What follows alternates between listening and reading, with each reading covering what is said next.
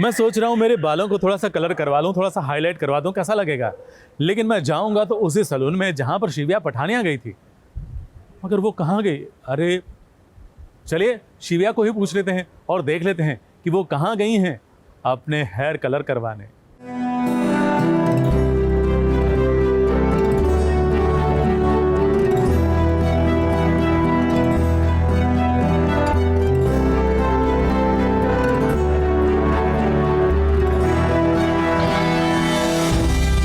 शिव्या पठानिया वैसे तो वो सुंदर हैं ही, लेकिन आज उनकी सुंदरता और बढ़ने वाली है। जी हाँ, इस रूप रंग को 4 चांद लगने वाले हैं, क्योंकि शिव्या पठानिया पहुंची हैं हेयर कलर करवाने। और लॉकडाउन में ना हेयर स्पा हो पाया ना कलर, तो जैसे ही अनलॉक शुरू हुआ और स्थिति थोड़ी सी सामान्य होती दिखी तो शिव्या पहुंच गई शिमला के एक मशहूर सैलून में और वहां शुरू हुआ शिव्या का हेयर कलर।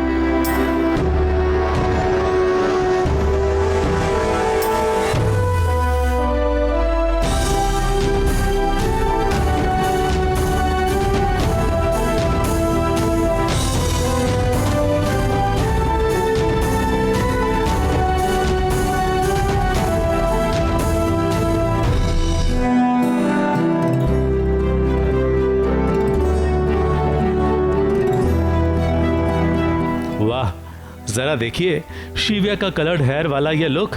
शिव्या को देखकर बहुत सारे लोगों को इच्छा जरूर होगी कि चलो भाई हम भी ऐसा ही हेयर कलर करवाते हैं। लेकिन भाई आप अपने ब्यूटिशियन की सलाह जरूर लीजिएगा और आपके चेहरे को जो अनुकूल हो वैसा ही कलर करवाइएगा।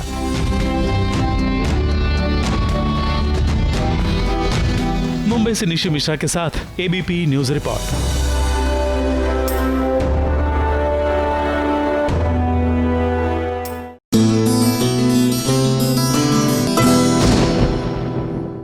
सीरियल के किरदार कितने सारे होते हैं, लेकिन उन किरदारों को ना कितने सारे कपड़े और कितने सारे गहने भी पहनने पड़ते हैं, क्योंकि कहानी में जब जब लीप आता है तब लुक भी बदलता है और लुक बदलते ही उनके अंदाज बदल जाते हैं। और ऐसे अंदाज में ना कभी कभी खुद के गहने, खुद के कपड़े, खुद के सजेशंस वो भी काम आ जाते हैं। जैसे कि दुर्गा बहू, गुड्डन तुमसे ना हो पाएगी कि दुर्गा बहू, देखिए उनके पास कितने सारे गहने हैं और ये सब उन्हें अब मदद कर रहे हैं।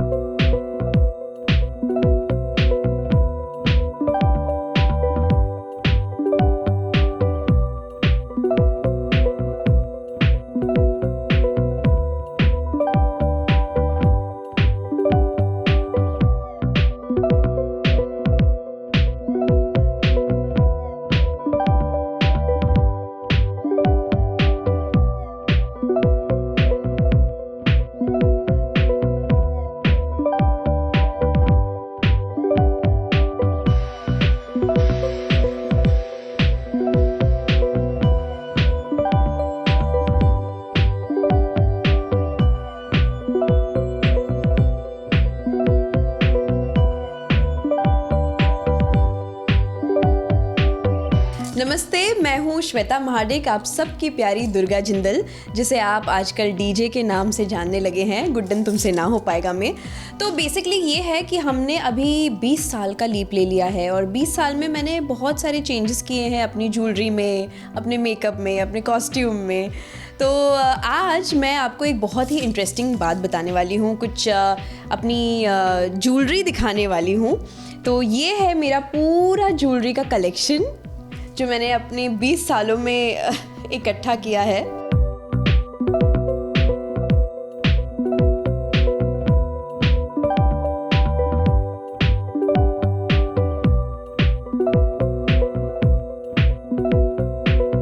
जस्ट लुक एट दिस, इतना खूबसूरत। और ये मेरे लिए इसलिए भी बहुत ख़ास है क्योंकि ये मेरी मम्मी की ज्वेलरी है। मुझे नवरात्रि में गरबा करने का बहुत शौक़ है, तो मेरी मम्मी ने ख़ास गुजरात से मेरे लिए ये ज्वेलरी पीस लाया था और उसको मैंने बहुत ही संभाल के रखा है। सो जब मुझे पता चला कि लीप होने वाला है, कुछ लुक में चेंजेस होने वाले हैं, तो मैंने सोचा कि व्हाई नॉट ट्राई दिस, और ये बन गया एक स्टेटमेंट हमारे लिए।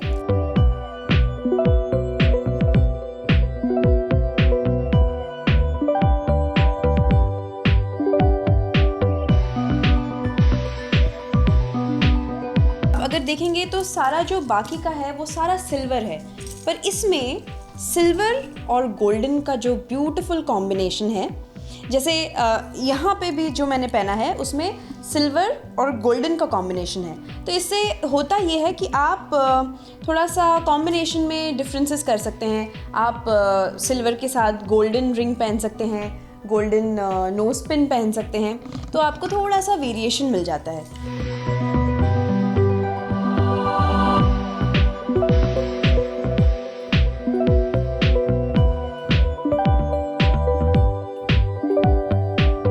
कभी कभी ऐसा लगता है आपको कि आपने सलवार कमीज़ पहन लिया और आपका मन नहीं है कि आप कुछ अलग ज्वेलरी पहनो, तो बस ये आप ये रिंग पहन लो और बन गया, आपका पूरा लुक कंप्लीट हो गया इस रिंग की वजह से।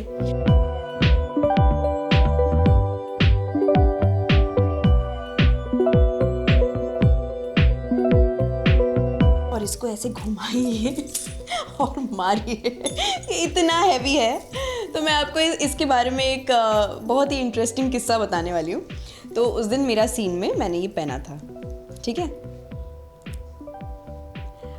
अब हम सोशल मीडिया पे बहुत सारे वीडियोस भी बनाते हैं, तो मैंने ये पहन लिया और अपना वीडियो कैमरा ऑन किया और डांस करने लग गई। अब डांस करते करते मुझे सर्कल्स लेने थे, तो मैंने ये ऐसे पहन के सर्कल लिया और ये थाड़ ऐसे मुंह पे लगी है, तो मैंने ये समझ लिया कि this is basically jewellery come weapon. बहुत ही यूनिक है, बिकॉज आप अगर मार्केट में जाएंगे तो आपको ऐसा कहीं देखने को नहीं मिलेगा। This is very unique.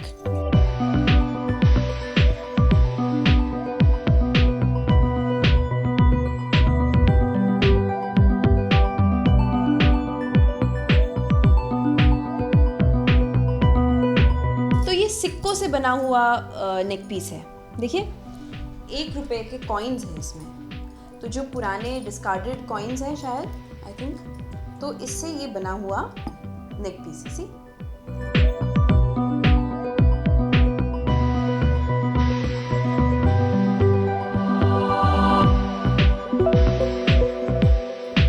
आप भी इनफैक्ट अगर आपके पास ऐसे कॉइन्स पड़े हैं तो आप अपने ज्वेलर के पास उसे लेके जाइए। और ऐसे कान के भी बनते हैं, ठीक है, कान का बन सकता है, इसका रिंग बन सकता है, एंड नेक पीस तो ऐसा आप बना ही सकते हैं। तो आप पूरा एक सेट बना सकते हैं।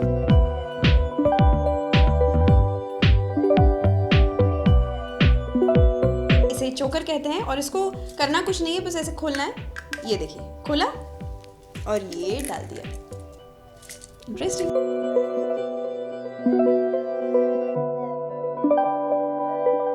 ये लग तो रहा है कि it is a neck piece, but ये नेक पीस नहीं है, ये फिर से एक कमर पट्टा है।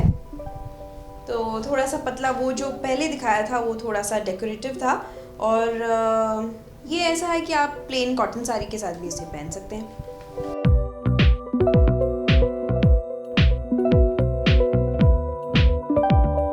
मोर, आई थिंक हमारा नेशनल बर्ड है पिकॉक, और मुझे लगता है कि पूरे ये जितनी भी ज्वेलरी है उसमें मेजॉरिटी मोर और जो हमारी गॉडेसेस हैं उनका ही जिक्र किया गया है। तो इससे हमको पता चलता है कि हमारी ट्रेडिशन या हमारी एंशिएंट इसमें क्या रहा होगा।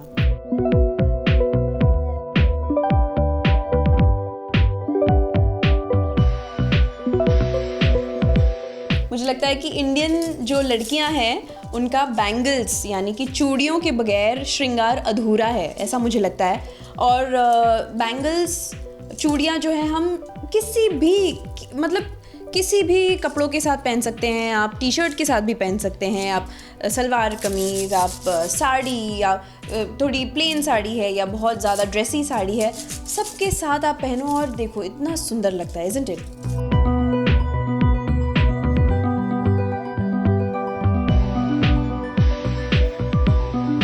तो अब मैं आपको दिखाती हूँ मेरा नोज रिंग का कलेक्शन।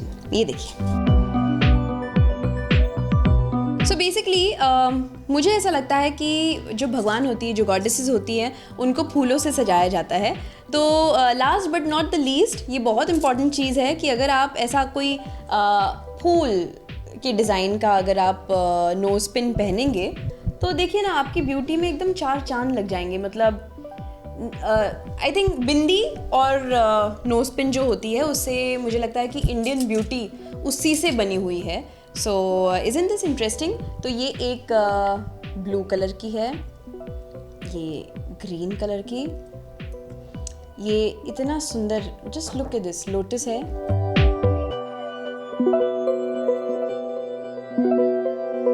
ये रहा डीजे यानी कि दुर्गा जिंदल का पूरा ज्वेलरी कलेक्शन।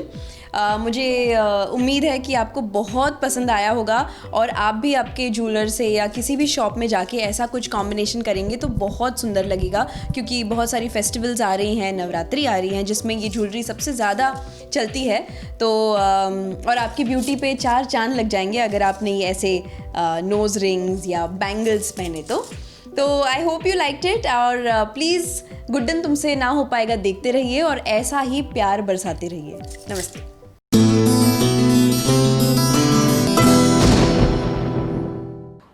करते हैं पति पत्नी और वो की। ना ना ना ना ना, हम फिल्म की बात नहीं कर रहे हैं। दरअसल पति पत्नी और वो का वो जो इटर्नल प्लॉट है ना, उसकी बात कर रहे हैं, जो अब सीरियल अनुपमा में साफ नजर आ रहा है। there's Anupama, there's Kavya and of course बीच में है वनराज। तो बस आज अनुपमा के केस की सुनवाई होने जा रही है एसपीएस की अदालत में।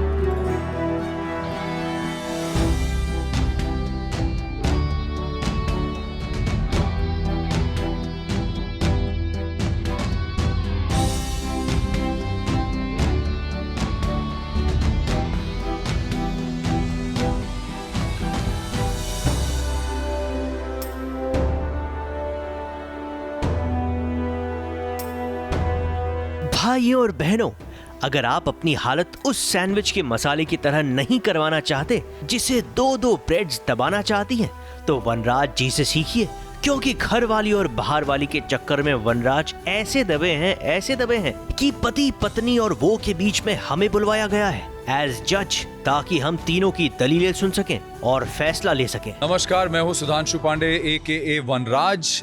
इस समय मेरे साथ मेरे राइट साइड में है मेरी घरवाली अनुपमा जी, जय श्री कृष्ण, और मेरे लेफ्ट में है मेरी बाहर वाली काव्या जी। सिचुएशन को बैलेंस करने के चक्कर में, संभालने के चक्कर में क्या कर रहे हैं कि वो इनके साथ भी बहुत अच्छे बने हुए हैं, इनके साथ भी बहुत अच्छे बने हुए हैं, और उस चक्कर में इनकी खुद की हालत खराब होती जा रही है। इंट्रो तो ठीक है वनराज, ये तो बताइए कि दोनों में से कौन जल्दी तैयार हो जाती है? इनको तो एक्चुअली मैं इंतजार करवाता हूँ, ये तो इंतजार नहीं करवाती, ये पहले से रेडी। इंतजार शायद ये थोड़ा बहुत ये करवाती हैं। यस डेफिनेटली, ब्लो ड्राई होते हैं, सब होता है, मैं तो छोटी बांध के फटाफट बिल्कुल नहीं, आई थिंक मैं बहुत जल्दी रेडी होती हूँ, बहुत क्विक रेडी होती हूँ, बिकॉज मैं इतनी एंग्शियस हूँ हमेशा वनराज को देखने के लिए, वनराज को मिलने के लिए, कि मैं इतना टाइम नहीं स्पेंड करना चाहती हूँ, you know, to get ready. इसीलिए I am always ready to see Vanraj.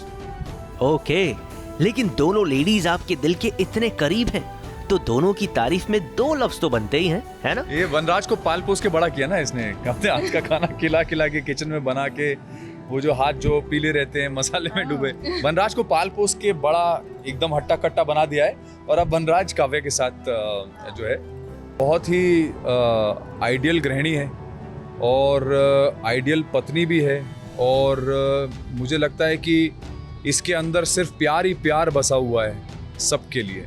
Kavya on the other hand भी बुरी नहीं है, हाँ वो भी बुरी नहीं है अच्छी, बट जो जाने अनजाने में वो गलत कर रही है, वो शायद यही कर रही है कि वो ऐसे एक इंसान से प्यार कर बैठी है जो खुद भी गलत कर रहा है अपने परिवार को धोखा देके, तो उससे प्यार कर बैठी है।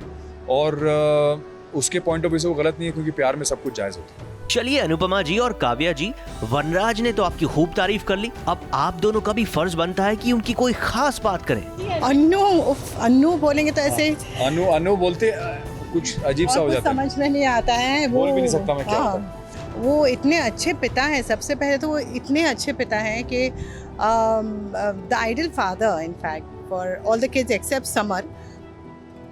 उसके बाद घर का इतना ध्यान रखते हैं, उनके लिए पूरी दुनिया एक तरफ है, अपना परिवार एक तरफ है। चेक आते ही अनु के हाथ में पहले देते हैं, अनुपमा के हाथ में पहले देते हैं। उसको पूरा गृहिणी का जो जैसी इज्जत मिलनी चाहिए वैसा, लक्ष्मी को हाँ, इज्जत दी जाती है। वो पूरी तरह से देते हैं। और इसीलिए वो जो भी कर रहे हैं it's just to save the relationship, और वो चाहते हैं कि फैमिली को पता ना चले, ऑब्वियसली, बिकॉज कहीं ना कहीं ये गलत तो है, लेकिन उनका प्यार एक दूसरे के लिए इतना स्ट्रांग है कि वो गलत कर भी रहे हैं तो they don't care about it, because all they want is to be with each other. हम ये दलीलें सुन ही रहे थे कि वनराज को घर वाली और बाहर वाली दोनों ने ही खींचना शुरू कर दिया। अरे अनुपमा, अरे काव्या, क्या कर रही हैं आप दोनों? तो देखा आपने, अगर बात पति पत्नी और वो के बीच जज बनने की आए तो आपको खाली हाथ ही लौटना पड़ेगा, क्योंकि इस समस्या का कोई हल नहीं है।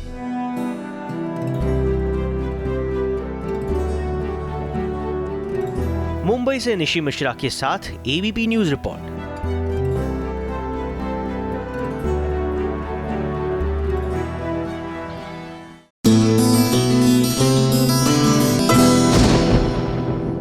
और अब है बारी सफरनामे की, एक ऐसे कलाकार का सफरनामा जिन्हें आप सब बहुत अच्छी तरह से जानते हैं।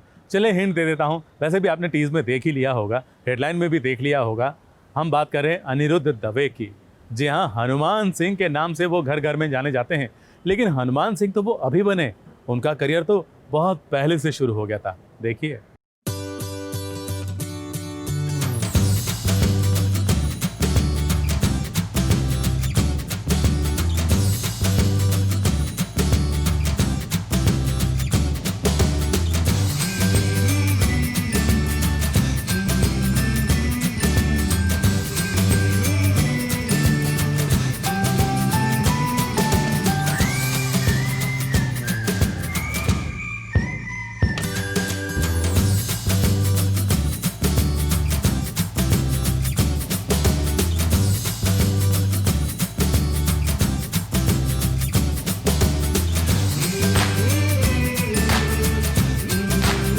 हनुमान सिंह तो आपको याद ही होंगे, पटियाला बेब्स के हनुमान सिंह। भाई उन्हें कौन भूल सकता है। इस किरदार को निभाने वाले अनिरुद्ध दवे भी नहीं, क्योंकि वो उनके दिल का सबसे करीबी किरदार है।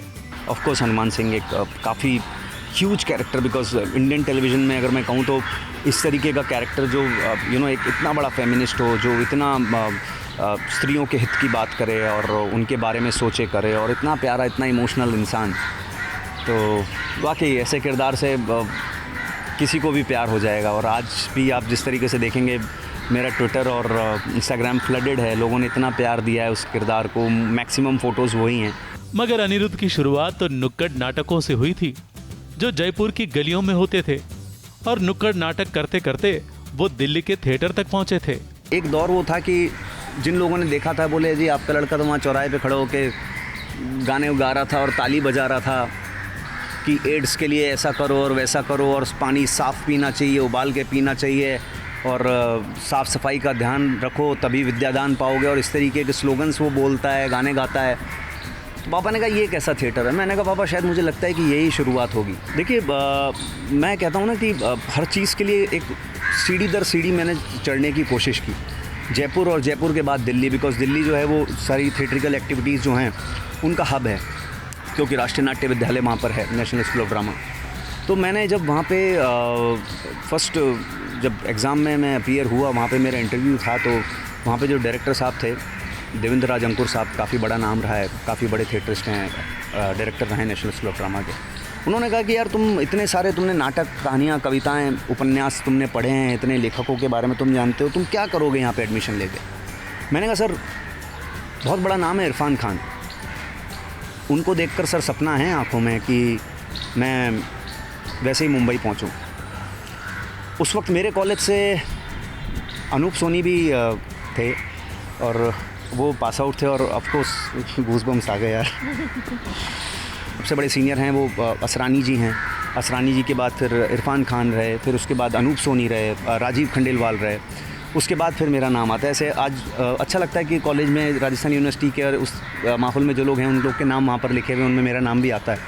थिएटर में एक कलाकार आकार लेता है, पॉलिश होता है, और वो पॉलिश्ड एक्टर फिल्मों में या सीरियल्स में आते ही छा जाता है, मगर उससे पहले स्ट्रगल नाम की चक्की में भी उसे खूब पीसना पड़ता है।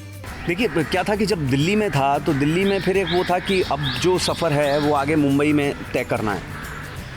तो उसके बाद फिर मुंबई आया और मुंबई आने के बाद जो स्ट्रगल शुरू हुआ, हालांकि एक फ़िल्म थी सतीश कौशिक जी की जिसका नाम तेरे संग था, उसमें रुस्लान हुआ करता था और रुस्लान और हमारी दोस्ती आज भी कायम है। तो मैं उसमें सपोर्टिंग रोल कर रहा था रुस्लान के साथ और बड़ा अच्छा एक्सपीरियंस था। सतीश कौशिक जी थे, नीना गुप्ता जी थी उसमें, रजत कपूर थे, तो अनुपम खेर साहब थे। तो इतने अच्छे एक्टर्स के साथ आपको मुंबई आते पहली बार अगर ऐसा मौका मिले कि आप उनके साथ खड़े हैं, देख रहे हैं, सीख रहे हैं, तो कहीं ना कहीं वहाँ पे एक आपका कॉन्फिडेंस लेवल बढ़ता है। लेकिन यही था कि उस दौरान वो तो स्थिति थी नहीं कि यार अब एक फ़िल्म कर ली, अब मुझे इंतज़ार करना है अगली फ़िल्म के लिए, मुझे बड़ा ब्रेक मिलेगा और उसके बाद फिर फटेगा पोस्टर और निकलेगा हीरो। मैंने कहा नहीं, जो जैसे जो मिल रहा है, जो अच्छा है, काम करता रहूँ। क्योंकि शुरुआत से सच बताऊँ तो मैंने तो कभी वो भी नहीं सोचा था कि मुझे ऐसा कोई रोल फिल्म में मिलेगा। तो वो तेरे संग फिल्म करने के बाद फिर मैंने ऑडिशन दिया था पृथ्वीराज चौहान के लिए। तो मुझे बड़ौदा बुलाया गया, मोती सागर जी थे, शीला जी थी, मुझे याद है आज भी, उन लोगों ने बुलाया किया और रजत टोकस को बड़ा किया जा रहा था, लीप लिया जा रहा था शो में। मैं वहाँ गया, मैंने कहा देखिए तलवारबाजी आती है, घुड़सवारी आती है, सब तमाम चीज़ें मैं कर सकता हूँ। और लुक टेस्ट वहाँ पर हुआ। एक शायद थोड़ा सा और कुछ समय आगे बढ़ा होगा उनके लीप का और एक नया शो आने वाला था, नया चैनल आ रहा था जिसका नाम था NDTV इमेजिन। तो उसमें उन्होंने मुझे बुलाया प्रोडक्शन हाउस में, बोले आप एक ऑडिशन दीजिए, बिकॉज बाल उस समय भी काफ़ी बड़ा रखे थे। तो ऑडिशन दिया वहाँ पे। तो राजकुमार आर्यन एक शो का नाम था, मेरा पहला शो था, मुझे एकदम से पता लगा और वो भी टाइटल रोल। तो मैं तो फूला ना समाया एकदम से, मुझे बहुत खुशी हुई कि यार ये तो पहली बहुत ही अच्छी बात है क्योंकि टेलीविज़न इंडस्ट्री में मेल्स के लिए टाइटल रोल जो होते हैं वो बहुत कम होते हैं। राजकुमार आर्यन से टीवी पर जो अनिरुद्ध की शुरुआत हुई थी, वो रहने वाली महलों की, फुलवा, रुक जाना नहीं, यारो और बहुत सारे सीरियलों से गुजर तक पटियाला बेब्स तक पहुंची। मगर ये सफर अभी भी जारी है। स्ट्रगल जो है ना, वो तो मैं कहता हूँ कि वो ताउम्र चलता रहेगा। इस दौरान जैसे कि पूरा देश स्ट्रगल कर रहा है, फ़र्क सिर्फ इतना है कि चाहे वो फिल्म इंडस्ट्री हो, चाहे वो मतलब एंटरटेनमेंट इंडस्ट्री हो, चाहे वो ट्रैवल इंडस्ट्री हो, चाहे वो कोई भी बिज़नेस हो, कोई भी काम हो, चाहे कोई वो हाउसवाइफ हो, चाहे कोई वो बच्चा हो, चाहे कोई मज़दूर हो, हम हर कोई संघर्ष कर रहे हैं, स्ट्रगल कर रहे हैं। और ये स्ट्रगल जो है ये लाइफ टाइम है। लेकिन हाँ, फिल्म इंडस्ट्री में यहाँ पर अपना भाग्य आजमाना जो है वो सच में कहूँ तो लोहे के चने चबाने के बराबर है। फुलवा तक हम लोग आ गए थे, रुक जाना नहीं, फुलवा फिर रुक जाना नहीं, और रुक जाना नहीं के बाद फिर किया मैंने बंधन।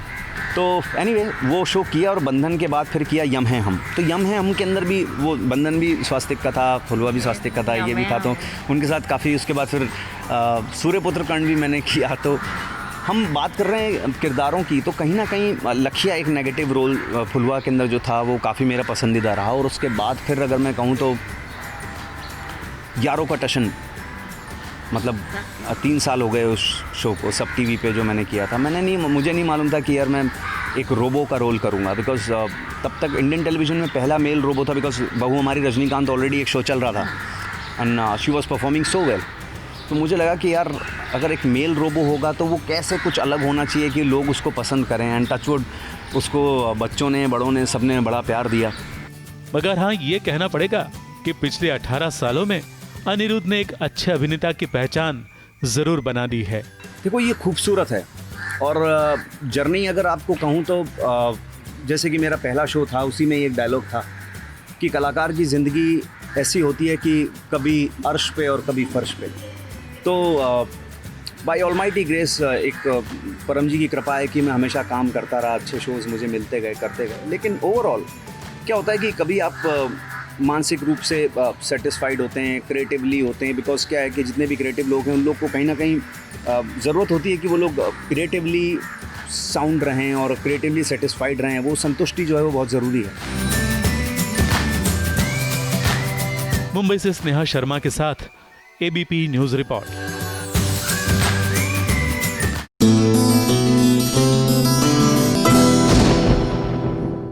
ये है ABP न्यूज़, आपको रखे आगे।